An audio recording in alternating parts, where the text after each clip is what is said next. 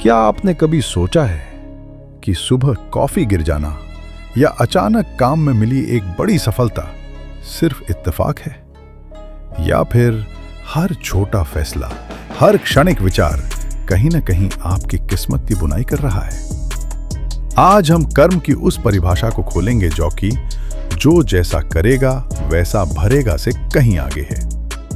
लोग सोचते हैं कर्म मतलब तुरंत सजा या इनाम, जैसे कोई ब्रह्मांडीय एटीएम मशीन, डालो अच्छा काम निकालो अच्छा फल।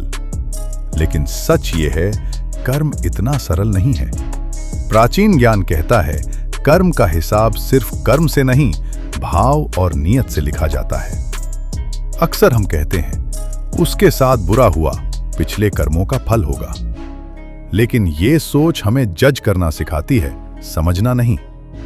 कर्म ना तो तुरंत सजा है, ना ही तुरंत इनाम। अगर ऐसा होता तो दुनिया बहुत सरल होती। प्राचीन ग्रंथों में स्पष्ट कहा गया है, कर्म की आत्मा है नियत। भगवद गीता में श्री कृष्ण कहते हैं कर्मण्येवाधिकारस्ते, अर्थात तुम्हारा अधिकार कर्म पर है, फल पर नहीं। क्यों?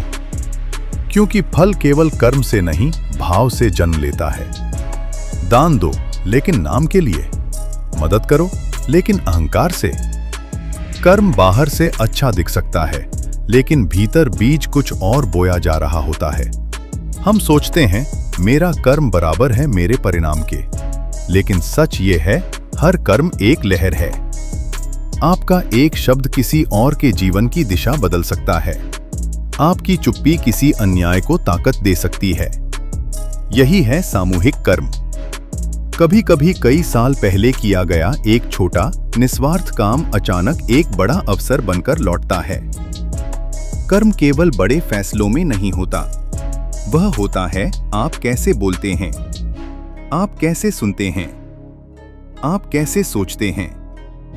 लेकिन कुछ अदृश्य जाल भी हैं, अनजाने पूर्वाग्रह, आदत बन चुकी नकारात्मक सोच, बिना सोचे किए गए निर्णय।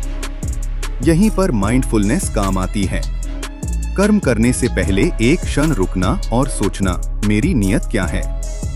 कर्म का गहरा अर्थ आपको डराता नहीं, जिम्मेदार बनाता है।